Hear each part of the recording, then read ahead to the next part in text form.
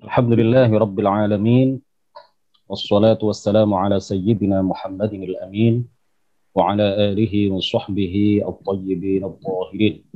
Rabbi shrah li sadri wa yassir li amri wa thabbitni ala al-iman. Allahumma la sahla illa ma ja'altahu sahla wa anta ya hayyu ya qayyum taj'alul hazna idza syi'ta sahla. Amma ba'd. Kita awali pertemuan yang insya Allah penuh keberkahan ini dengan membaca suratul Fatihah. Kita hadiahkan pahalanya kepada Rasulullah Shallallahu Alaihi Wasallam, kepada para sahabat, kepada para tabi'in, aulia, solihin, ulama, amilin, syuhada, dan seluruh guru-guru kita, terkhusus Syekh Al-Muhaddits Al-Hafidh Abdullah Al-Harari, dan seluruh guru-guru kita yang lain, pejuang aswaja di Indonesia, penyebar ajaran Ahlus Sunnati wal Jamaah di Indonesia, Kiai Haji Muhammad Hashim Asy'ari, Kiai Haji Abdul Wahab Hasbullah, Kiai Haji Bisri Syamsuri, dan seluruh pejuang aswaja yang lain, dan juga biniyati at-taufiq, dengan niat agar kita semuanya senantiasa dianugerahi taufik, hidayah.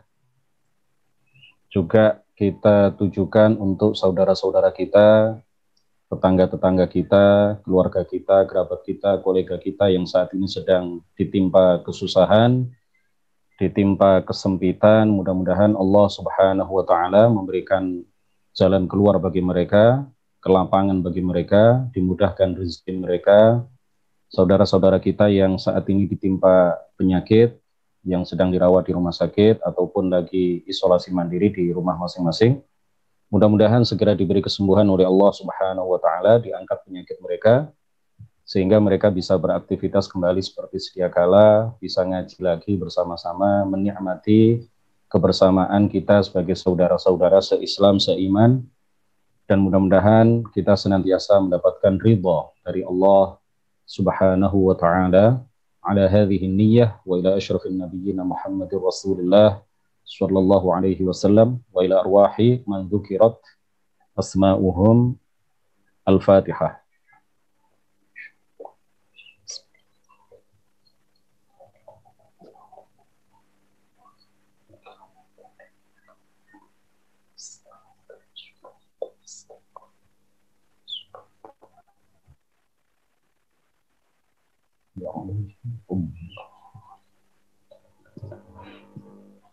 Para peserta kajian yang mudah-mudahan dirahmati, ditinggikan derajatnya, dimuliakan oleh Allah Subhanahu wa Ta'ala. Pertama, kami ingin mengingatkan kepada kita semuanya, terutama kepada diri saya pribadi, untuk menata niat, meluruskan niat, menata hati, meluruskan hati kita agar tidak melenceng kemana-mana.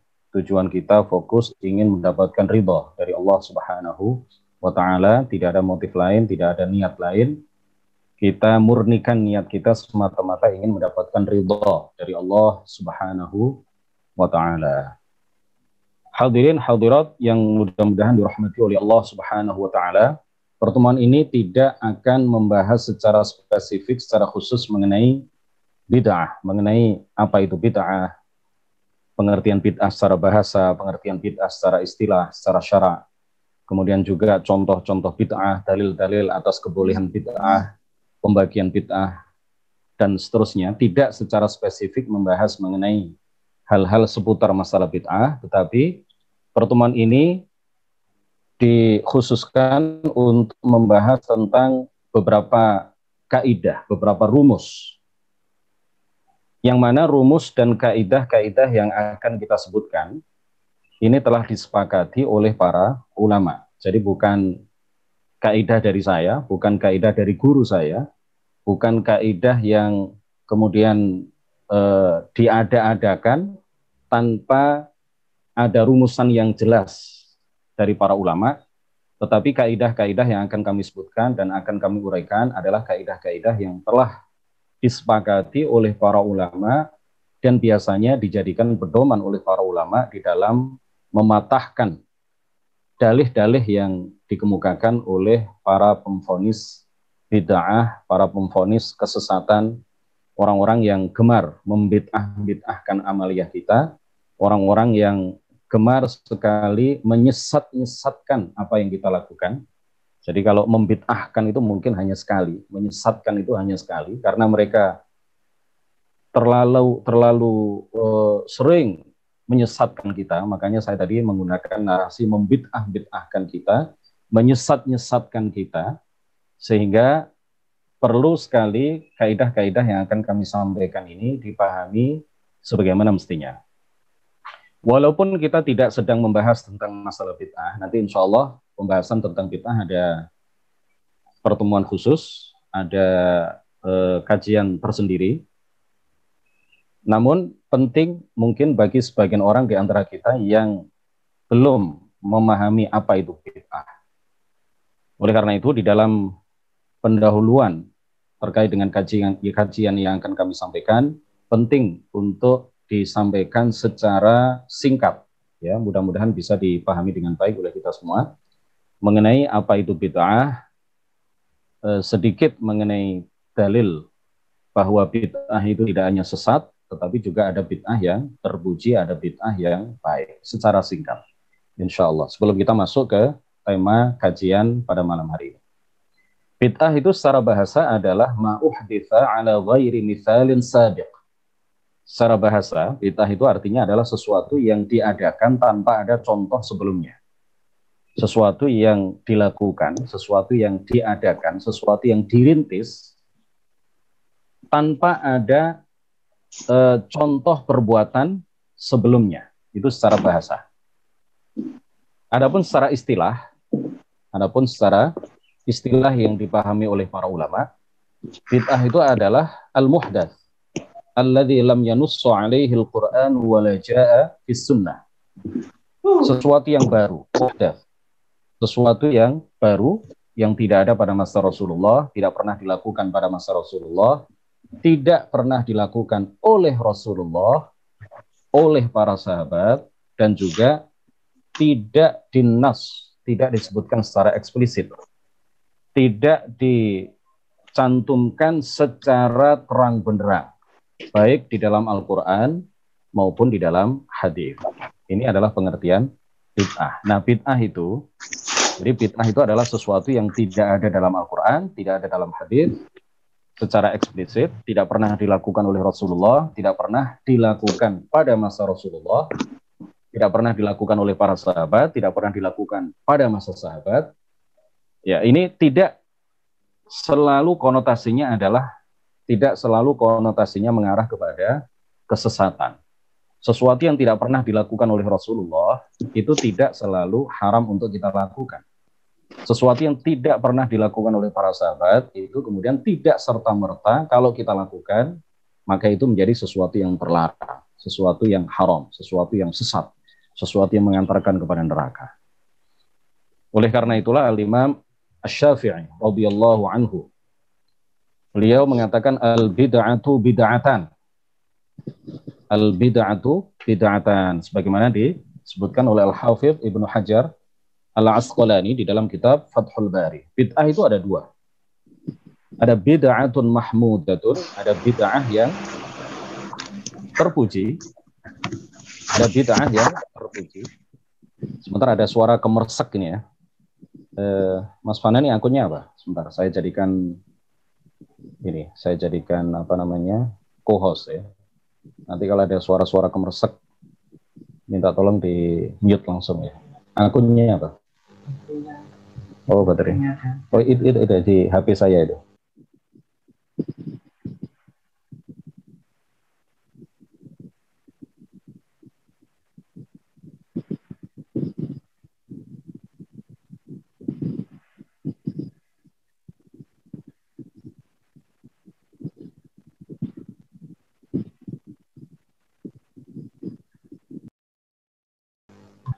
Bisa ya? Baik, kita lanjutkan biar yang lain tidak terganggu. Jadi bid'ah itu menurut Imam Asy-Syafi'i dan juga para ulama yang lain ada dua. Bahkan sebagian ulama menyebutkan bid'ah ada 5 sesuai dengan hukum-hukum taklif ya. Ada bid'ah wajib dan seterusnya sampai bid'ah yang mubah. Nah, menurut Imam Asy-Syafi'i radhiyallahu anhu, sebagaimana disebutkan oleh Al-Hafidz Ibnu Hajar Al-Asqalani di dalam Fathul Bari, al-bid'atu bid'atan. Bid'ah itu ada dua. Ada bid'atun mahmudah, ada bid'ah yang terpuji. Jadi sesuatu yang tidak pernah dilakukan oleh Rasulullah atau pada masa Rasulullah, tidak ada secara eksplisit disebutkan di dalam Al-Quran, di dalam hadis juga tidak ada, tetapi itu terpuji kalau kita lakukan. Ini jelas dinyatakan secara oleh Al-Imam Muhammad ibnu Idris Asy-Syafi'i radhiyallahu anhu. Kemudian ada juga wa bid'atun madmumah, dan ada juga bid'ah yang tercela, ada bid'ah yang sesat.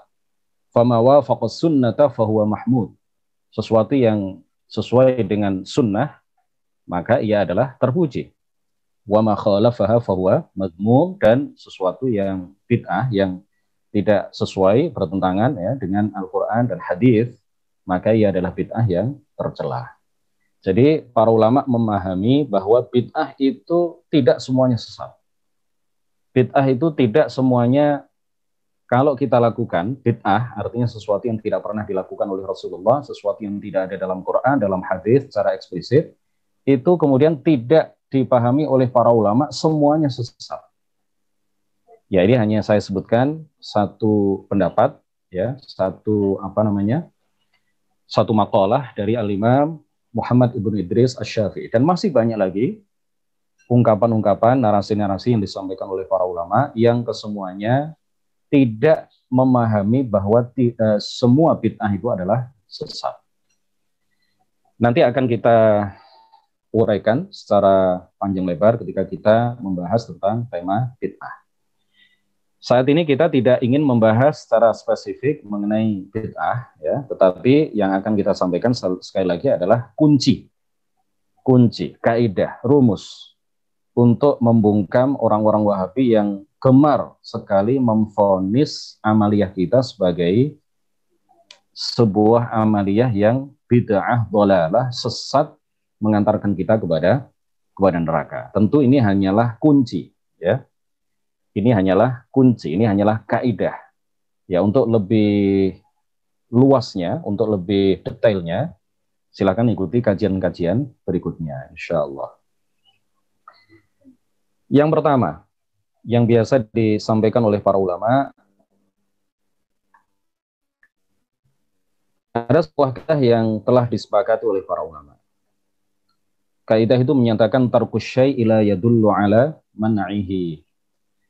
Tarkus syai', at-tark di sini maksudnya adalah ketika Rasulullah Shallallahu Alaihi Wasallam dan juga para ulama salaf, para sahabat, para tabi'in, meninggalkan satu perbuatan atau tidak melakukan satu perbuatan, maka hal itu sama sekali tidak menunjukkan sesuatu tersebut, sesuatu yang ditinggalkan atau tidak dilakukan oleh Nabi dan para ulama salaf, itu sebagai amalan yang terlarang. Tidak menunjukkan bahwa hal itu terlarang. Ini adalah sebuah kaidah yang telah disepakati oleh para ulama. Nah, Wahabi biasanya mengatakan, walau kana khairan, lau kana khairan, lasabaquna ilaihi. Seandainya ini baik, maka niscaya Rasulullah dan para ulama salaf pasti mendahului kita di dalam melakukannya. Seandainya maulid itu baik, Rasulullah pasti mendahului kita untuk melakukan maulid. Seandainya tasbih apa itu? Berzikir dengan tasbih, dengan alat subhah itu ya. Seandainya itu baik, maka Rasulullah akan mendahului kita di dalam melakukannya. Seandainya peringatan hari-hari besar Islam, PHBI, peringatan Isra Mi'raj, peringatan Tahun Baru Islam, dan peringatan yang lain itu baik, itu sesuai dengan Quran dan hadis, niscaya Rasulullah pasti akan mendahului kita di dalam melakukannya. Ini kan sesuatu yang sudah sangat sesuatu yang menjadi propaganda orang-orang Wahabi di dalam meracuni, di dalam mengiklankan apa yang mereka sebut sebagai bid'ah yang sesat, ya. Apa yang mereka vonis sebagai bid'ah yang sesat itu selalu propaganda mereka adalah jika ini baik, niscaya para sahabat Rasulullah, para tabi'in, para ulama salaf secara keseluruhan pasti akan mendahului kita di dalam melakukan hal itu. Nah, kita katakan ketika Nabi tidak melakukan perayaan Maulid misalkan, maka hal itu mengandung beberapa kemungkinan selain pengharaman. Mungkin saja Nabi tidak terbiasa. Ya, ketika Nabi tidak makan adhab, ya, para sahabat, ada sebagian sahabat, Khalid ibnul Walid misalkan suatu ketika makan adhab, binatang sejenis biawak, ya, semacam biawak, tapi bukan biawak, tidak ada di sini, semacam kadal besar. Adhab, ya, ada sebagian sahabat yang makan itu di hadapan Rasulullah, tetapi Nabi tidak makan itu. Ketika Nabi tidak makan adhab, ya, ketika Nabi tidak memakan daging adhab, maka bukan berarti serta-merta disimpulkan bahwa daging binatang adhab itu haram. Ya, itu karena Nabi tidak terbiasa saja, makanya kemudian Nabi tidak mau makan hal itu. Tidak mau makan daging adhab itu. Yang kedua, ketika Nabi tidak melakukan sesuatu atau ketika Nabi meninggalkan sesuatu, mungkin karena lupa. Ada kemungkinan mungkin karena lupa. Rasulullah Shallallahu Alaihi Wasallam, beliau adalah manusia seperti kita, bisa bahagia, bisa sedih, bisa lupa, dan berbagai perasaan yang lain, ya, berbagai kondisi hati yang lain. Nah, tetapi Rasulullah itu bukan manusia biasa, beliau manusia tetapi adalah manusia pilihan. Ya, meskipun beliau adalah manusia pilihan, tetapi jaiz, ya, jaiz. Kata orang Jawa wenang, jaiz boleh berlaku baginya a'rad atau sifat basyariyah, sifat-sifat kemanusiaan. Seperti apa? Salah satunya adalah lupa. Rasulullah beberapa kali dicatat oleh para perawi hadis, dijelaskan di dalam Sahih Muslim, ya, dijelaskan di dalam kitab-kitab hadis yang lain bahwa Rasulullah pernah lupa rakaat sholat. Ya, suatu ketika beliau pernah melakukan sholat yang mestinya 4 rakaat, tetapi beliau lakukan sebanyak 2 rakaat. Pernah juga Rasulullah lupa, ya, dalam mestinya 4 rakaat, tetapi kemudian 3 rakaat sudah salam. Nah, yang ketiga, Allah tidak melakukan sesuatu atau meninggalkan untuk melakukan sesuatu. Itu kemungkinan yang ketiga adalah apa? Tidak terpikir sama sekali oleh beliau. Yang keempat, takut hal tersebut diwajibkan atas umatnya sehingga memberatkan. Rasulullah sholat qiyamul Ramadan, ya, keluar dari rumah beliau, sholat qiyamul Ramadan hanya selama 3 malam. Pada malam keempat, beliau tidak meneruskan apa yang sudah beliau lakukan pada malam pertama di bulan Ramadan, malam kedua dan malam ketiga. Hal itu tidak serta-merta kemudian disimpulkan bahwa sholat qiyamul Ramadan itu hanya boleh dilakukan pada malam pertama, kedua, dan ketiga. Tidak ada para ulama yang mengatakan seperti itu. Ketika Rasulullah tidak melakukan qiyamul Ramadan di masjid, ya, di masjid pada malam keempat dan seterusnya, itu tidak serta-merta kemudian dipahami bahwa hal itu terlarang untuk kita lakukan. Nah, yang kelima, karena yang beliau tinggalkan, yang tidak beliau lakukan, itu sudah masuk dalam keumuman sebuah ayat atau sebuah hadis. Jadi tidak perlu lagi dilakukan karena memang sudah masuk dalam keumuman sebuah ayat, sebuah hadis. Maulid Nabi misalkan, ya. Maulid Nabi. Ini sudah masuk, sudah tercakup di dalam keumuman sebuah ayat Al-Qur'an. Surat Al-Hajj ayat 77. Wa fa'alul khaira la'allakum tuflihun. Lakukanlah kebaikan, niscaya kalian beruntung. Ini adalah ayat yang memiliki kandungan makna yang luas. Kebaikan apapun, asalkan tidak bertentangan dengan Al-Quran dan hadis, maka hal itu dianjurkan untuk dilakukan sampai kapanpun. Ya, Maulid, apa yang kita lakukan pada perayaan Maulid? Baca Al-Quran, baca sholawat, menjelaskan sejarah hidup Rasulullah Shallallahu Alaihi Wasallam, sedekah, hadir di majelis ilmu, mengajarkan ilmu, itu semuanya adalah baik. Jadi orang Wahabi itu aneh. Ketika kita tanya kepada mereka, baca Quran itu baik apa tidak? Mereka pasti menjawab baik. Baca sholawat itu baik apa tidak? Mereka pasti baik apa tidak? Mereka pasti menjawab baik. I'tikaf di masjid, kalau perayaan Maulid itu kemudian dilaksanakan di masjid, kemudian diniatkan sekaligus untuk i'tikaf. I'tikaf di masjid itu baik apa tidak? Mereka pasti menjawab baik. Belajar dan mengajarkan ilmu agama, belajar dan mengajarkan sirah nabawiyah, biografi Rasulullah, sejarah hidup Rasulullah Shallallahu Alaihi Wasallam, itu baik apa tidak? Baik. Berdoa itu baik apa tidak? Mereka pasti menjawab baik. Nah, kemudian kita tanya lagi, kalau satu persatu yang tadi kami tanyakan kepada Anda, yang saya tanyakan kepada Anda, wahai Wahabi, itu kemudian dirangkai dalam satu kegiatan yang diberi judul, diberi tema perayaan Maulid Nabi Muhammad Shallallahu Alaihi Wasallam, itu baik apa tidak? Nah, ini bid'ah ini sesat ini mengantarkan kepada neraka. Ini kan aneh ini, ajaran yang super aneh, ya, ajaran yang sangat aneh. Mereka sendiri, coba perhatikan di internet, coba perhatikan di YouTube, ya, kita bisa saksikan sendiri di laman-laman mereka, di situs-situs mereka. Ketika masuk bulan Rabiul Awal, ada pengumuman, ikutilah kajian sejarah hidup Rasulullah pada tanggal 12 Rabiul Awal di Masjid A. Pembicaranya adalah Ustadz A, Ustadz Wahabi. Ya apa bedanya? Itu kan yang kita lakukan dengan yang mereka lakukan kan sama itu. Jadi kalau kita memberi judul perayaan Maulid, tetapi mereka memberi judul kegiatan yang mereka lakukan pada tanggal 12 Rabiul Awal, yang bertepatan dengan tanggal 12 Rabiul Awal, tidak mereka sebut sebagai perayaan Maulid, tetapi mereka sebut sebagai apa? Mereka sebut sebagai kajian sirah nabawiyah. Ini kan sama aja itu. Beda judul saja, kegiatannya sama. Yang mereka lakukan apa?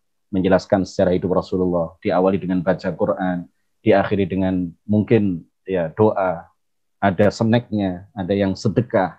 Kemudian mereka juga melakukan i'tikaf di masjid. Mungkin juga akan dibaca ya sholawat, tetapi tidak sholawat ala kita. Ya, kalau kita baca sholawatnya sama-sama, mungkin mereka di sela-sela membaca sirah atau mengkaji sirah nabawiyah itu kemudian terucap beberapa kali sholawat, kemudian dijawab oleh para hadirin dengan sholawat pula. Nah ini kan apa bedanya antara yang mereka lakukan dengan yang kita lakukan? Jadi jelas bahwa tidak mungkin Nabi bisa melakukan semua hal yang dianjurkan. Karena begitu sibuknya beliau dengan tugas-tugas dakwah, tugas-tugas kemasyarakatan, juga tugas-tugas kenegaraan. Jadi hanya karena Nabi tidak melakukan sesuatu, lalu sesuatu itu haram untuk kita lakukan, ini adalah istinbat yang keliru. Ini adalah cara berdalil yang keliru. Nggak ada para ulama yang menjadikan tarkun Nabi li syai', ya, meninggalkannya Nabi terhadap sesuatu itu kemudian dijadikan dalil bahwa sesuatu itu haram untuk kita lakukan. Nggak ada ulama yang mengatakan seperti itu. Itu hanya Wahabi saja. Tokoh-tokoh Wahabi yang mengatakan seperti itu. Jadi kaidah itu menyatakan apa? Ma dakhalahul ihtimal saqata bihi al-istidlal. Dalil yang mengandung beberapa kemungkinan tidak bisa lagi dijadikan dalil untuk salah satu kemungkinan saja tanpa ada dalil yang lain. Jadi kalau Nabi meninggalkan sesuatu, tidak melakukan maulid, misalkan, ya, ini saya contohkan maulid karena memang orang Wahabi itu luar biasa, tidak hanya mengharamkan maulid, sebagian dari mereka bahkan memusyrikkan orang yang melakukan maulid, mengatakan bahwa orang yang merayakan maulid itu artinya berlebih-lebihan di dalam mencintai Rasulullah, dan berlebih-lebihan di dalam mencintai Rasulullah itu sama dengan menuhankan Rasulullah. Menuhankan Rasulullah itu artinya sama dengan beribadah kepada selain Allah. Beribadah kepada selain Allah itu adalah syirik, mengeluarkan seseorang dari agama Islam. Na'udzubillah. Mereka juga mengatakan bahwa Abu Bakar Al-Jazairi, salah seorang pengajar di Masjid Nabawi, di dalam satu rekaman dia mengatakan, rekaman kajiannya dia mengatakan bahwa sesembelihan yang disembelih dalam rangka perayaan Maulid Nabi besar Muhammad sallallahu alaihi wasallam ahramu minal khinzir, lebih haram memakan dzabihah, sesembelihan yang disembelih dalam rangka perayaan Maulid itu dagingnya lebih haram daripada daging babi. Na'udzubillah min dzalik. Jadi ketika Nabi tidak melakukan maulid misalkan, maka ada beberapa kemungkinan seperti yang kami sebutkan tadi. Nah, sesuatu yang masih mengandung beberapa kemungkinan, maka saqata bihi al-istidlal. Tidak bisa lagi dijadikan dalil untuk salah satu dari kemungkinan-kemungkinan yang tadi kami sebutkan tanpa ada dalil lain, tanpa ada qarinah lain. Nah, oleh karena itulah Imam Asy-Syafi'i mengatakan apa? Kullu ma lahu mustanadun minasy-syara' falaysa bibid'atin, ya bid'ah dhalalah maksudnya, walau lam ya'mal bihis salaf. Setiap perkara yang memiliki sandaran dari syara' bukanlah bid'ah, sesuatu yang memiliki cantolan dalam syara' meskipun tidak secara eksplisit, maka itu bukanlah bid'ah yang sesat meskipun tidak pernah dilakukan oleh ulama salaf. Jadi sesuatu yang ada cantolannya, cantolan syaraknya, sandaran syaraknya, maka itu bukan bid'ah. Para ulama mengatakan, As-Suyuti misalkan, As-Sakhawi juga mengatakan, ini dua pakar hadis, dua hafidh hadis, dia berdua menjadikan maulid, ya, menjadikan maulid itu boleh, itu berdasarkan apa yang ditanyakan oleh para sahabat kepada Rasulullah Shallallahu Alaihi Wasallam ketika beliau berpuasa Senin. Kenapa engkau berpuasa hari Senin wahai Rasulullah? Ya karena itu adalah li'annahu yaumun wulidtu fihi, karena hari Senin itu adalah hari di mana aku dilahirkan. Hari di mana aku dilahirkan. Maka aku, kata Rasulullah, berpuasa pada hari Senin sebagai bentuk syukurku kepada Allah Subhanahu wa Ta'ala. Kalau Rasulullah bersyukur kepada Allah pada hari di mana beliau dilahirkan, maka kita umat beliau mestinya bersyukur kepada Allah, ya, tidak hanya pada tanggal 12 Rabiul Awal. Ya, tanggal 12 Rabiul Awal itu kan hanya kita jadikan momen, ya, supaya orang ingat bahwa 12 Rabiul Awal adalah tanggal kelahiran Rasulullah Shallallahu Alaihi Wasallam. Setiap saat mestinya kita juga bersyukur kepada Allah atas nikmat yang luar biasa yang Allah anugerahkan kepada kita, rahmat yang luar biasa yang Allah hadiahkan kepada kita, yaitu kelahiran Nabi besar Muhammad Shallallahu Alaihi Wasallam. Jadi maulid itu bukan berarti tidak ada sandaran dari syarak, ada cantolannya, ada sandaran dari syarak seperti yang dikemukakan oleh para hufadzul hadis. Kemudian pengharaman sesuatu, ya, sesuatu ini haram, itu diambil dari salah satu 3 hal. Ya, semestinya lebih dari 3, tetapi yang seringkali dijadikan dalil pengharaman atas sesuatu oleh para ulama itu ada 3. Yang pertama adalah jika sesuatu itu ada nahinya, ada larangannya, ya, wala taqrabuz zina innahu kana fahishatan wa sa'a sabila. Ada larangan. Berarti zina berdasarkan ayat ini hukumnya adalah haram. Kemudian yang kedua adalah fatahrim, hurrimat alaikumul maitatu waddamu walahmul khinziri wa ma uhilla bihi li ghairillah. Diharamkan atas kalian bangkai dan seterusnya. Ada lafaz apa? Hurrimat. Ada lafaz tahrim. Berarti bangkai itu haram berdasarkan ayat ini yang secara eksplisit menggunakan redaksi apa? Hurrimat. Telah diharamkan. Yang ketiga dicela, ya, tawa'ud, at-tawa'ud 'alal 'amal bil 'iqab, dicela dan diancam pelakunya dengan dosa atau siksa, ya, atau hukuman, ya, had misalkan, ya, misalkan apa ayat was-sariqu was-sariqatu faqta'u aydiyahuma, pencuri laki-laki dan pencuri perempuan maka potonglah tangan keduanya. Berarti mencuri itu hukumnya haram berdasarkan ayat ini yang menggunakan ancaman kepada setiap pencuri baik laki-laki maupun perempuan. Sedangkan at-tark itu bukan dalil pengharaman. Ya, sedangkan tarkus syai' ketika Rasulullah tidak melakukan sesuatu itu bukan dalil pengharaman. Dalil pengharaman itu ya diambil dari tadi itu, ada larangan, ada lafaz tahrim, ada celaan dan ancaman bagi pelaku suatu perbuatan dengan hukuman had atau dosa atau siksa kelak di akhirat, itulah dalil-dalil pengharaman. Sedangkan at-tarak, ketika Rasulullah meninggalkan satu perbuatan, itu bukan dalil, tidak bisa dijadikan dalil bahwa sesuatu yang ditinggalkan atau tidak dilakukan oleh Rasulullah itu hukumnya haram untuk kita lakukan. Oleh karena itulah Allah Subhanahu wa taala menegaskan di dalam ayat Al-Qur'an apa? Yang difirmankan oleh Allah, redaksinya bagaimana? Wa ma atakumur rasulu fakhudhuhu wa ma nahakum anhu fantahu. Apa yang diberikan oleh Rasulullah, apa yang diperintahkan oleh Rasulullah, fakhudhuhu, terimalah, lakukanlah. Wa ma nahakum anhu fantahu. Dan apa yang dilarang oleh Rasulullah sallallahu alaihi wasallam, maka tinggalkanlah. Jadi lafadznya apa? Wa ma nahakum, dan apa yang dilarang oleh Rasulullah maka tinggalkanlah. Allah Subhanahu wa taala tidak wa ma atakumur rasulu fakhudhuhu wa ma tarakahu fantahu anhu.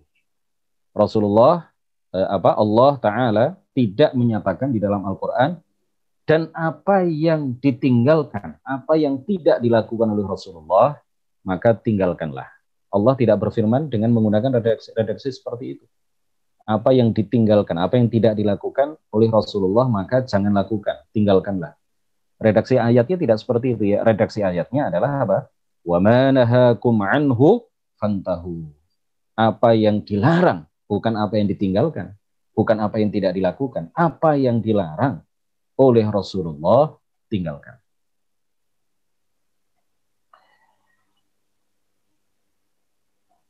Nah, ini kita hampir sama dengan apa yang disampaikan oleh Imam Syafi'i tadi. Al-Hafidz Ibnu Hajar mengatakan dalam Syarah Sahih Al-Bukhari, Fathul Bari. Beliau mengutip perkataan Ibnu Battal, "Fi'lur rasuli idza tajarrada 'anil qara'ini wa kadza tarkuhu la yadullu 'ala wujubin wa tahrim." Ibnu Battal mengatakan apa? Perbuatan Rasulullah jika tidak ada qarinah lain, maka hal itu tidak menunjukkan bahwa perbuatan yang dilakukan Rasulullah itu wajib. Nah, demikian pula tareknya. Demikian pula ketika Rasulullah tidak melakukan sesuatu, maka hal itu juga tidak menunjukkan bahwa sesuatu itu haram tanpa ada qarinah yang lain, tanpa ada indikator dalil yang lain. Nah, kaidah yang pertama ini, tarkus syai'i la yadullu ala man'ihi. Ya, ini adalah kaidah yang sudah baku. Begitu masyhur dan telah diterapkan oleh para ulama fiqih dan hadis. Bahkan di kalangan para ulama mujtahid, ya, seperti Al-Hafidz Al-Mujtahid Ibnu Daqiq Al-Aid di dalam kitab Ihkamul Ahkam. Bahkan seorang pakar hadis, pakar usul fiqih, pakar hadis, Syekh Abdullah Al-Ghumari, ya, bukan Al-Ghummari. Sebagian teman-teman membaca dengan mim yang ditasydid, ya, tidak ada tasydidnya. Al-Ghumari, bukan Al-Ghummari. Syekh Abdullah Al-Ghumari menulis sebuah karya tentang kaidah ini dengan judul Husnut Tafahum wad Dark di Mas'alatit Tark. Jadi kalau orang Wahabi mengharamkan sesuatu, misalkan, dengan alasan bahwa Rasulullah tidak melakukan itu, kita jawab, ketika Rasulullah tidak melakukan sesuatu, ya, ketika Rasulullah tidak melakukan sesuatu, itu tidak menunjukkan bahwa sesuatu itu haram untuk kita lakukan. Ya, kalian wahai orang Wahabi, ketika mengatakan bahwa at-tark yadullu ala tahrim, yadullu ala at-tark yadullu ala misalkan al-bid'ah ad-dhalalah, itu adalah kaidah yang kalian saja yang menyatakan seperti itu. Tidak ada ulama yang menyatakan kaidah seperti itu. Ya. Lalu kita katakan, ketika Rasulullah tidak melakukan sesuatu, apakah Rasulullah melarang sesuatu itu? Kan tidak. Ya, maulid misalkan, apakah ada larangan? Memang tidak pernah dilakukan oleh Rasulullah, tetapi apakah Rasulullah melarang? Di apa? Ya, salah satu cara untuk membantah Wahabi itu ditanya balik seperti itu. Kalaupun Rasulullah tidak melakukan maulid, apakah Rasulullah pernah melarang maulid? Jawabannya tidak pernah. Berarti kalau tidak pernah, karena di dalam maulid itu adalah hal-hal yang baik untuk dilakukan, baca Quran dan seterusnya sampai diakhiri dengan doa. Ada majelis ilmu di situ, ada pembacaan ayat Al-Quran di situ, ada pembacaan sirah nabawiyah di situ, ada i'tikaf di situ. Maulid itu adalah sesuatu yang dibolehkan. Nah, kaidah yang kedua, al-'am yu'malu bihi fi jami'i juz'iyyatih. Dalil yang umum itu diterapkan di dalam semua cakupannya. Apa yang dikatakan orang Wahabi? Biasanya mereka mengatakan begini, kamu melakukan amaliyah ini, dalilnya mana? Nah, ketika mereka mengatakan dalilnya mana, itu yang mereka maksud adalah apa? Ayat Al-Quran secara khusus yang membolehkan amalan kamu itu mana? Hadis yang secara khusus membolehkan amalan kamu itu apa? Jadi mereka mana dalilnya? Itu yang mereka maksud adalah apa? Sebutkan ayat Al-Quran atau hadis yang secara spesifik, secara khusus membolehkan apa yang kamu lakukan ini.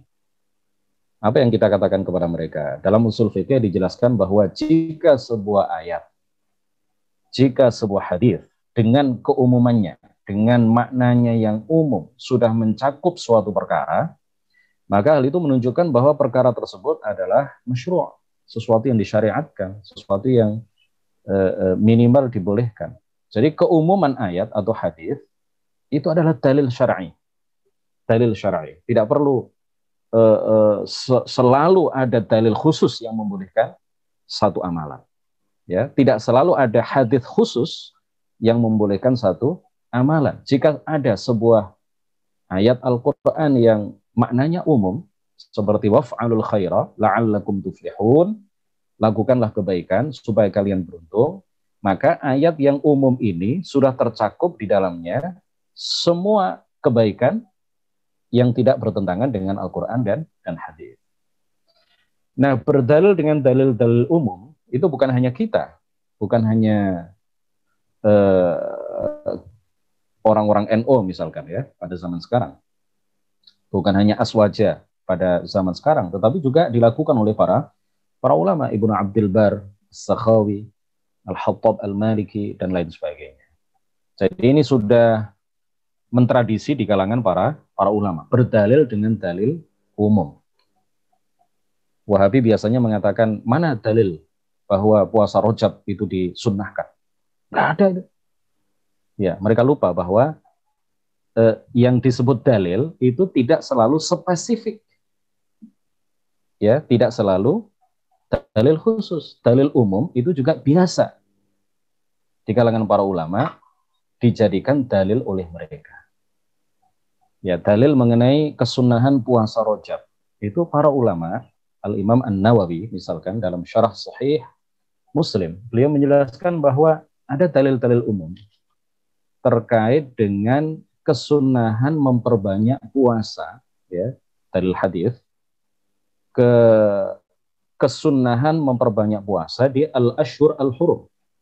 Al-ashhur al-hurum, al-ashhur al-hurum itu Dzulqa'dah, Dzulhijjah, Muharram, ya, 3 ini berurutan, kemudian satu lagi tidak sambung dengan 3 bulan yang hurum ini, 3 bulan yang mulia ini, yaitu Rajab.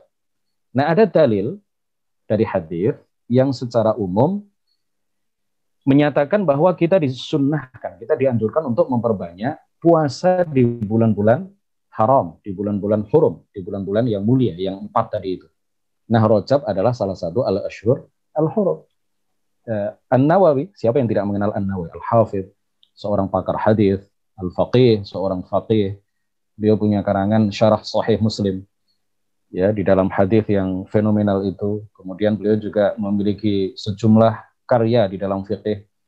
Yang paling fenomenal adalah Al-Majmu' Syarhul yang sekian jilid itu. Siapapun mengenal beliau, beliau juga berdalil dengan dalil yang umum. Jadi kalau orang Wahabi bertanya, dalil dalam Al-Quran bahwa maulid itu boleh apa? Sebutkan saja, hafalkan ini, surat Al-Hajj ayat 77. Wa fa'alul khaira la'allakum tuflihun. Lakukanlah kebaikan supaya kalian beruntung. Nah, Wahabi dan semacamnya selalu menuntut dalil khusus. Ya, biasa, mereka kan seperti itu. Tentang suatu masalah. Sikap seperti ini sangat berbahaya. Kenapa? Jika seperti itu, maka akan tidak berfungsi lagi.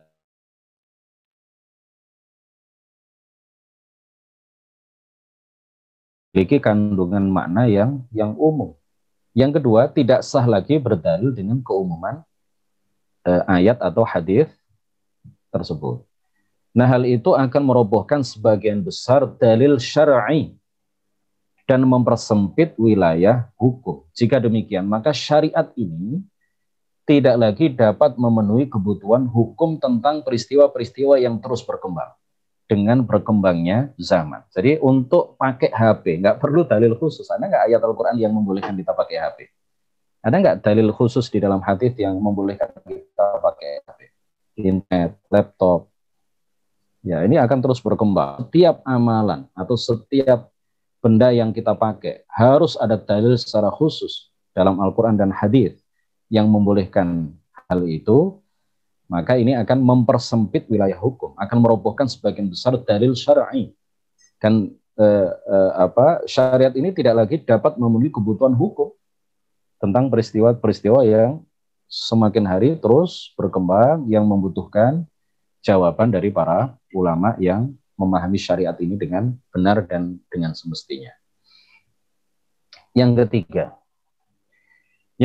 tidak diharuskan ada banyak dalil mengenai suatu masalah. Jika sudah ada satu hadis saja misalnya, dan seorang mujtahid menetapkan hukum berdasarkan hadis tersebut, maka hal itu sudah cukup. Ya, nggak perlu banyak dalil. Satu ayat atau satu hadis mengenai kebolehan kunut subuh misalkan. Ada satu hadis. Wa amma fis subhi falam yazal yaqnutu Rasulullah sallallahu alaihi wasallam hatta faraqad dunya. Ya, rawahul Baihaqi. Jika ada satu hadis yang membolehkan kunut subuh dan itu dijadikan dalil oleh Imam Syafi'i atas kesunahan membaca kunut ya setelah rukuk, setelah i'tidal ya, setelah i'tidal di sholat subuh, maka hal itu cukup. Kenapa harus menuntut dalil yang lain? Imam Syafi'i, seorang pakar Al-Quran, pakar hadis, pakar usul fiqh, beliau menjadikan dalil ini sebagai landasan di dalam kita berkunut, membaca kunut pada waktu sholat subuh, maka itu sudah cukup. Yang keempat, dalam beristidlal, ya, dalam berdalil, sering dijumpai adanya hadis yang diperselisihkan status dan kehujjahannya di kalangan para ulama hadis sendiri. Nah, perbedaan penilaian terhadap suatu hadis inilah salah satu faktor penyebab terjadinya perbedaan pendapat di kalangan para ulama mujtahid. Jadi orang Wahabi itu kadang-kadang sombongnya begini. Lah, kamu nggak tahu bahwa Imam Syafi'i berpendapat berbeda dengan apa yang kamu katakan itu. Orang Wahabi dengan sombongnya begini, mengatakan begini, Imam Syafi'i nggak mendengar hadis itu. Jadi mereka mengira, Albani misalkan ya, Albani memiliki anggapan bahwa dirinya telah mencapai derajat sebagai seorang mujtahid yang setara dengan Imam Syafi'i.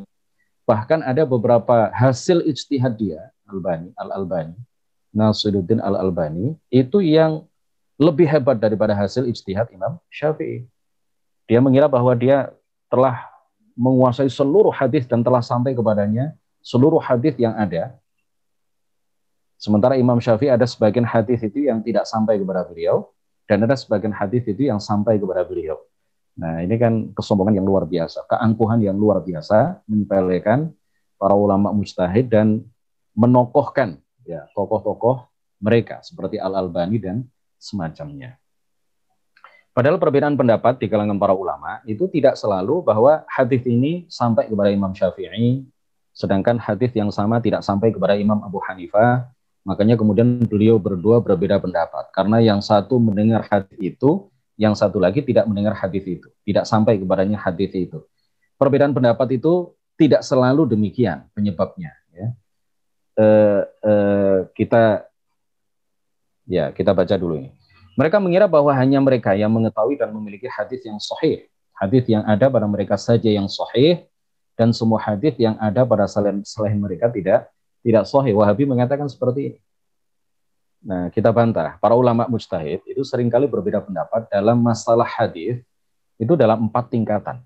Ya, tidak selalu seperti yang kami sampaikan tadi, tidak selalu perbedaan pendapat itu dikarenakan yang satu mendengar hadis dalam permasalahan yang diijtihadi, kemudian yang lain tidak sampai hadis itu kepadanya. Yang satu sampai hadis itu kepadanya, yang satu tidak. Tidak selalu faktornya adalah seperti itu.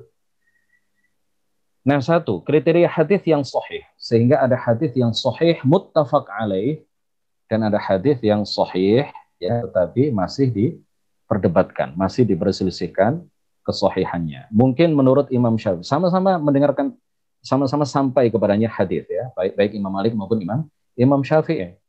Tetapi menurut Imam Malik hadis ini sahih, menurut Imam Syafi'i tidak sahih. Nah, yang kedua, perbedaan tentang terdapat atau tidaknya kriteria hadis sahih dalam hadis tersebut, tentang ittisal sanadnya, tingkat kefiqahan perawinya, dan lain sebagainya. Oh, hadis ini menurut Imam Syafi'i tidak muttasil, tidak sambung sanadnya. Menurut Imam Ahmad ibnu Hanbal sambung sanadnya, sehingga tidak digunakan oleh Imam Syafi'i, tetapi digunakan oleh Imam Ahmad. Oh, ini menurut Imam Malik perawinya tidak thiqah, tidak bisa dipercaya, tidak kuat hafalannya, banyak kesalahannya. Tetapi menurut yang lain tidak seperti itu. Makanya kemudian mereka berdua berbeda pendapat dalam satu permasalahan.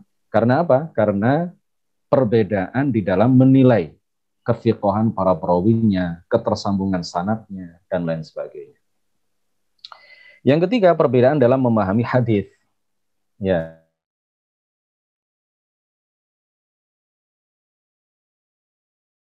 Nilai sebuah hadis sebagai hadis yang sahih, dalilnya sama, tetapi kenapa produk ijtihadnya berbeda? Karena ada perbedaan di dalam memahami hadis yang sama. Nah, kemudian yang keempat, cara memadukan hadis tersebut ketika dikaitkan dengan dalil-dalil lain. Ya, al-jama', kita mengenal di dalam usul fiqih al-jama' wa taufiq, ya, memadukan. Ada yang mentarjih. Ya, ketika satu dalil dihadapkan pada dalil-dalil yang lain, ada sebagian ulama itu yang mentarjih dalil ini atas dalil yang lain, mengunggulkan dalil ini atas dalil yang lain. Sementara ada beberapa orang ulama itu yang memadukan antara dalil yang satu dengan dalil yang lain. Oh, ini tidak bertentangan. Yang dimaksud dalil yang pertama ini adalah begini, ya, maknanya umum, sedangkan dalil yang kedua ini maknanya khusus. Ya, yang umum ini dikhususkan oleh dalil yang khusus, makhsus misalkan, ya, dan lain sebagainya. Ya, jadi tidak semudah yang kita bayangkan. Beristihad itu tidak semua orang bisa mencapai tingkatan sebagai seorang mujtahid seperti Imam Syafi'i dan semacamnya. Tidak tepat perkataan sebagian orang bahwa satu-satunya faktor penyebab perbedaan adalah sampainya hadis kepada sebagian ulama dan tidak sampai kepada sebagian ulama yang lain. Yang terakhir ini, ya, kaidah yang terakhir. Saya baca Indonesianya biar cepat. Jika seorang perawi yang thiqah, yang ma'mun, terpercaya, ini kaidah disebutkan di dalam kitab Al-Faqih wal Mutafaqih, karya Al-Hafidh Al-Faqih Al-Khatib Al-Baghdadi. Jika seorang perawi yang terpercaya meriwayatkan hadis yang bersambung sanadnya, bisa ditolak hadis itu karena beberapa hal. Di antaranya, hadis tersebut menyalahi nas Al-Quran, menyalahi hadis mutawatir, sehingga dari sini diketahui bahwa hadis tersebut sebenarnya tidak memiliki asal, meskipun bersambung sanadnya, tidak memiliki asal, atau mansuh. Ya, mansuh itu artinya dihapus makna yang terkandung di dalamnya, hukum yang dibawa oleh hadis itu, dan tidak berlaku lagi.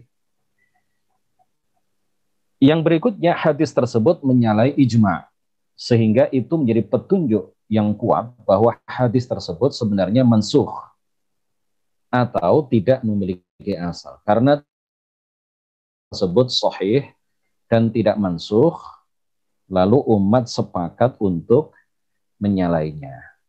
Nah, Wahabi dalam hal ini adalah Nasiruddin Al-Albani. Nasiruddin Al-Albani ini seorang tokoh besar menurut orang Wahabi di dalam hadis. Kalau ada sebuah hadis Shahhahul Albani, wah ini berarti sahih ini. Meskipun menurut para ulama hadis sebelumnya tidak sahih. Kalau Albani mengatakan bahwa hadis ini sahih, maka Wahabi mengatakan langsung mengambil hadis itu sebagai sebuah hadis yang bisa dijadikan dalil syara. Ya. Padahal Albani ini pernah didebat oleh seseorang, sampaikan kepadaku secara lisan dan secara hafalan 10 hadis beserta sanadnya masing-masing yang bersambung sampai Rasulullah Shallallahu Alaihi Wasallam. Apa yang dikemukakan, apa jawaban yang disampaikan oleh Al-Albani? Al-Albani mengatakan apa? Lastu muhadditha hifz, innama ana muhaddithu kitab. Saya ini adalah pakar hadis kitab, bukan pakar hadis hafalan.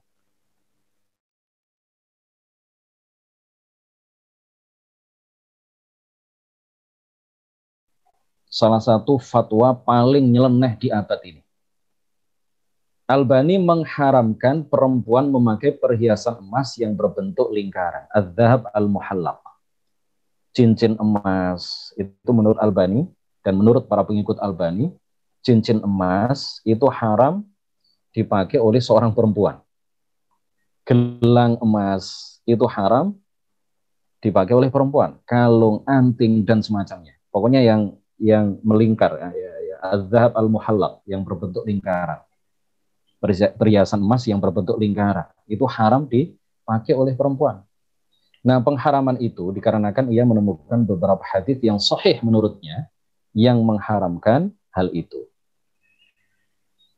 Hadis-hadis tersebut menyalahi ijma', ya, hadis-hadis yang dipedomani oleh Al-Albani di dalam mengharamkan hal itu ternyata dipahami oleh pakar hadis sebelum Albani. Albani bukan pakar hadis ya.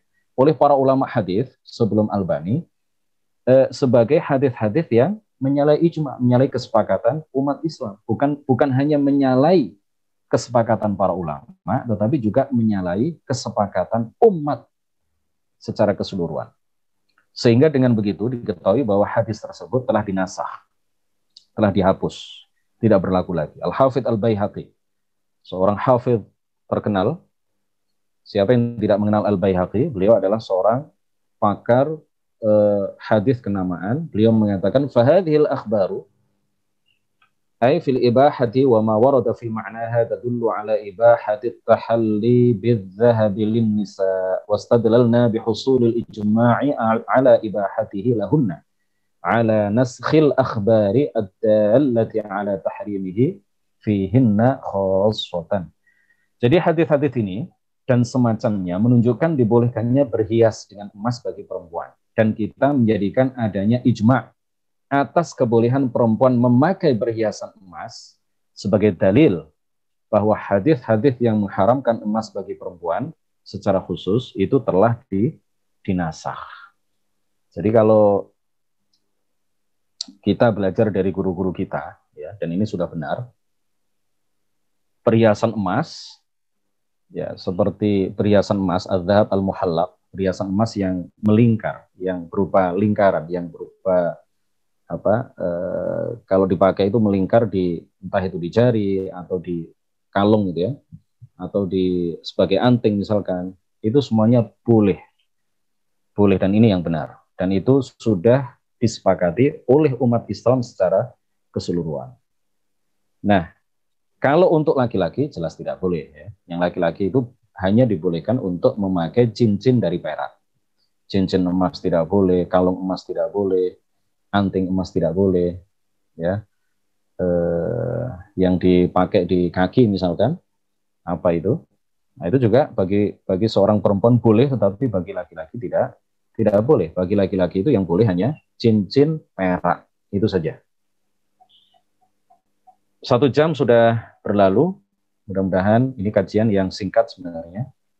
Mudah-mudahan barokah bagi kita semuanya, menambah keyakinan kita bahwa apa yang diajarkan oleh masyayikh kita, guru-guru kita, kiai-kiai kita ini sudah benar, dan apa yang dibawa oleh orang-orang Wahabi itu adalah ajaran-ajaran baru yang menyalahi apa yang diajarkan oleh para ulama kita terdahulu, para ulama salaf. Ya. Wahabi mengklaim diri mereka, mendaku diri mereka sebagai salafi. Artinya mereka menggaungkan, mempropagandakan, mendengang-dengungkan bahwa mereka adalah para pengikut ulama salaf. Padahal yang sejatinya para pengikut ulama salaf adalah kita, Asy'ariyah dan Maturidiyah. Demikian, mudah-mudahan bermanfaat. Jika ada 1 atau 2 pertanyaan, kami persilahkan. Jika ada. Afwan Ustadz, ada di room chat Ustadz pertanyaannya. Baik. Bagaimana cara membantah orang Wahabi yang mengatakan Islam sudah sempurna? Jangan membuat yang baru lagi dengan berdalil ayat al-yauma akmaltu lakum dinakum. Para ulama menafsirkan ayat ini dengan ay qawaid ad-din qad tammat. Kaidah-kaidah agama itu telah sempurna. Jadi ayat ini dipahami oleh para ulama tafsir tidak seperti yang dipahami oleh orang-orang Wahabi. Para ulama tafsir menafsirkan ayat ini dengan mengatakan ay qawaiduddin tamat. Kaidah-kaidah agama itu telah sempurna, jangan ditambah lagi. Tetapi permasalahan ini kan semakin berkembang terus. Permasalahan, peristiwa, alat, ya, yang dulu pada masa Rasulullah tidak ada, sekarang ada. Sekarang ada internet, sekarang ada HP, sekarang ada laptop.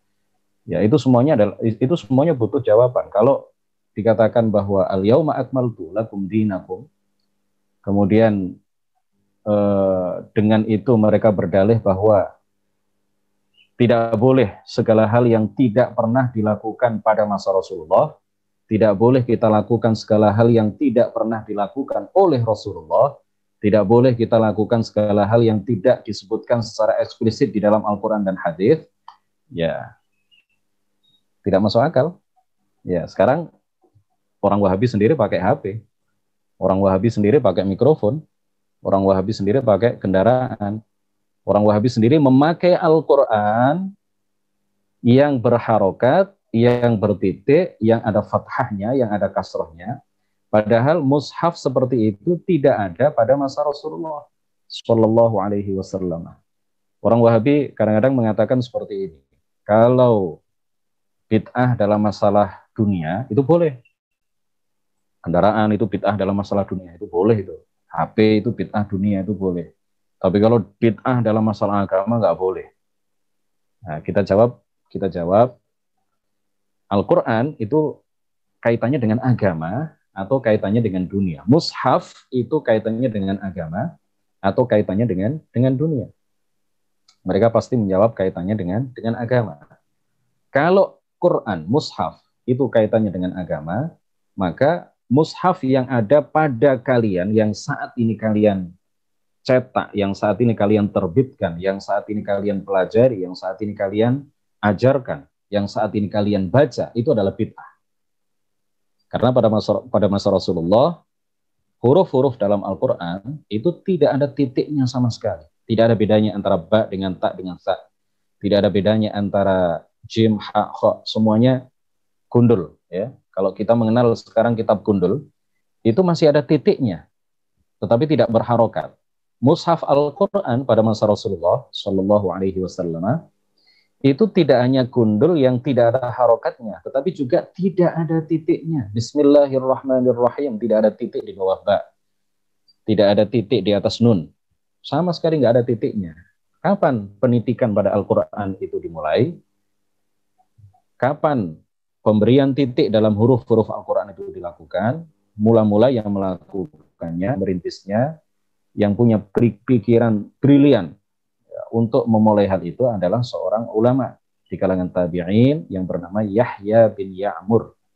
Yahya bin Ya'mur. Bahkan mushaf yang disebarkan oleh Sayyidina Utsman itu juga nggak ada titiknya. Tidak ada titiknya. Yang memulai pemberian titik dalam Al-Quran adalah seorang tabi'in terkemuka, seorang ulama di kalangan tabi'in terkemuka pada waktu itu yang bernama Yahya bin Ya'mur. Jadi al-yauma akmaltu lakum dinakum dan seterusnya itu ay qawaiduddin tammat, kaidah-kaidah agama, ya, kaidah-kaidahnya itu telah sempurna, jangan ditambah-tambah lagi. Ya, salat itu ya 5 itu jangan ditambah-tambah lagi. Puasa yang wajib itu ya Ramadan itu jangan ditambah-tambah lagi. Dan seterusnya.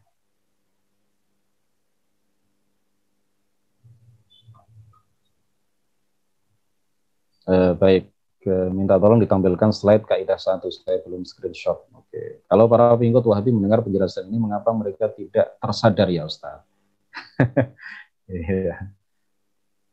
Khaliqul hidayah fi qulubil ibad huwallahu ta'ala.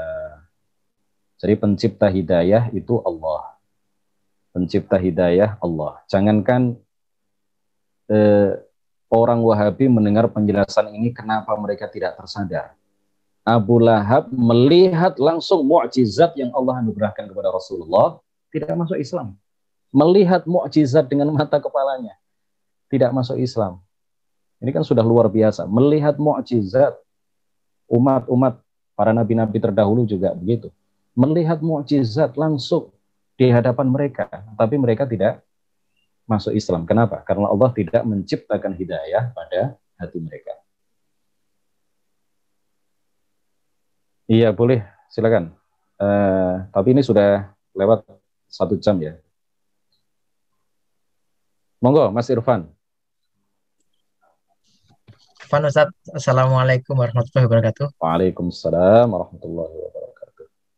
Dan bertanya terkait dengan pembahasan kaidah dalam memvonis bid'ah ini, ada Wahabi yang menyatakan bahwasanya menganggap ada bid'ah hasanah maka telah menuduh Rasulullah SAW telah berkhianat dalam membawa risalah Islam. Nah, seperti yang dikatakan Wahabi, Wahabi ini menambahkan dengan qaul Imam Malik, yang mana Imam Malik menyatakan bahwa barang siapa yang mengadakan suatu bid'ah dalam Islam yang dianggapnya baik, maka sungguh dia telah menuduh Nabi Muhammad telah mengkhianati risalah. Nah, ini cara bantahnya gimana, Tat? Seolah-olah bid'ah hasanah itu tidak ada, gitu, Tat. Terima kasih, mohon penjelasannya. Ya, tadi sebenarnya sudah saya singgung ya di awal tadi. Dan nanti insya Allah akan kita detailkan penjelasan tentang masalah bid'ah ini di pertemuan khusus dengan tema yang secara khusus membahas masalah bid'ah. Ya, ini tadi kan tidak secara spesifik kita membahas tentang bid'ah. Insya Allah nanti akan kita detailkan penjelasannya, tetapi intinya begini. Orang Wahabi itu jika ada makalah dari sekian ulama itu yang kira-kira cocok dengan apa yang mereka ajarkan, itu diambil. Tetapi kalau ada makalah, ada pendapat-pendapat dari para ulama, bahkan para ulama mujtahid, para ulama pakar hadis yang tidak sesuai dengan apa yang mereka pahami, tidak sesuai dengan apa yang mereka yakini, maka itu tidak dianggap sama sekali. Tadi sudah saya kutipkan pendapat Imam Syafi'i bahwa al-bid'atu bid'atan. Di dalam riwayat yang lain, al-muhdatsatu minal umur dorban, kata Imam Syafi'i. Sesuatu yang baru, yang tidak pernah diajarkan oleh Rasulullah, tidak secara eksplisit disebutkan di dalam Quran dan hadis, itu dorban, ada 2. Kalau menyalahi Quran, menyalahi hadis, menyalahi asar, menyalahi ijma, maka itu adalah bid'ah yang dhalalah. Tetapi kalau sesuai, maka itu adalah bid'ah yang mahmudah atau bid'ah yang hasanah. Dan ada sekian dalil nanti yang bisa kita kemukakan. Kemudian juga pemahaman para ulama mengenai beberapa ayat Al-Quran dan mengenai beberapa hadis yang sebagian secara eksplisit, sebagian secara isyarat, secara implisit, yang menyatakan bahwa bid'ah itu tidak semuanya sesat. Nah, ini nanti akan kita uraikan insya Allah satu persatu. Mudah-mudahan Senin depan ya. Mudah-mudahan Senin depan kita bisa membahas tentang masalah bid'ah ini. Insya Allah. Cukup?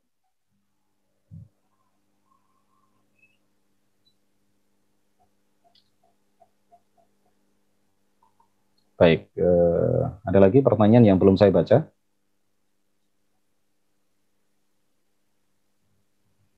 Wahabi kan sering menggunakan kitab-kitab ulama yang dipalsukan. Nah, itu gimana Ustaz? Caranya untuk membantah klaim dusta mereka? Ya sudah banyak tulisan ya. Sudah banyak tulisan baik yang berbahasa Arab maupun yang berbahasa Indonesia yang digalang oleh teman-teman kita juga ya, para aktivis dan para pejuang Ahlus Sunnah wal Jamaah yang mengungkap bahwa ada beberapa kitab itu yang diselewengkan oleh orang-orang Wahabi.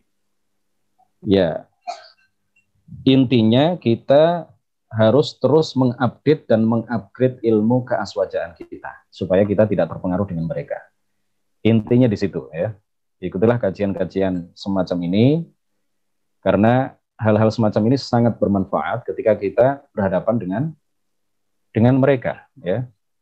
Baik di dunia nyata maupun secara online di Facebook atau di berbagai platform media sosial yang lain. Jadi jangan bosan untuk terus mengupdate dan mengupgrade wawasan keilmuan aswaja kita, wawasan ke Ahlus Sunnah wal Jamaahan kita. Ya. Karena ini akan terus perdebatan antara kita dengan mereka, ini akan terus berlangsung. Ya, sampai kapan ya? Sampai hari kiamat. Karena mereka sudah sangat fanatik dengan apa yang mereka yakini. Kemudian kita juga memiliki sanad yang bersambung sampai Rasulullah Shallallahu Alaihi Wasallam. Insya Allah masalah bid'ahnya akan kita uraikan pada Senin depan.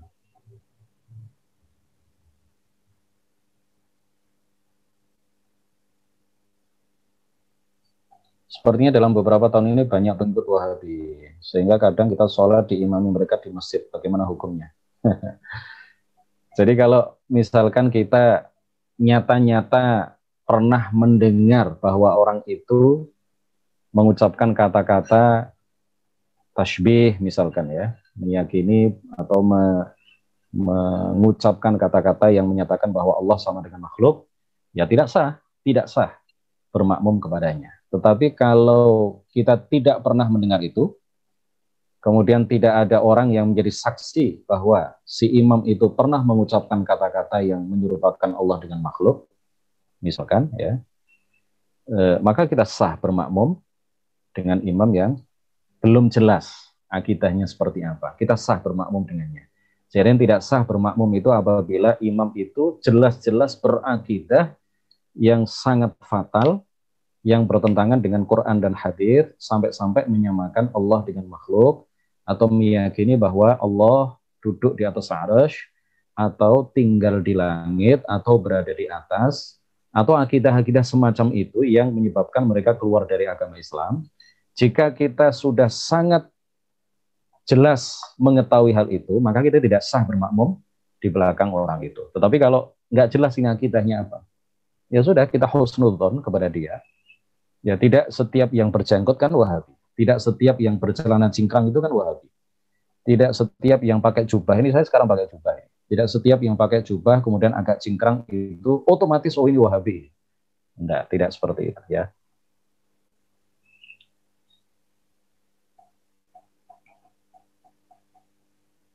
Baik, insya Allah ya pelan-pelan.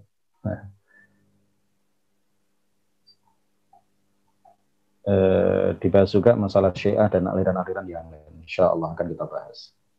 Apakah betul lulusan Universitas Islam Madinah itu Wahabi? Ya, iya Wahabi. Khalid Basalamah itu Wahabi, Syafiq Reza Basalamah itu Wahabi. Keduanya adalah lulusan Madinah. Barakallahu fikum.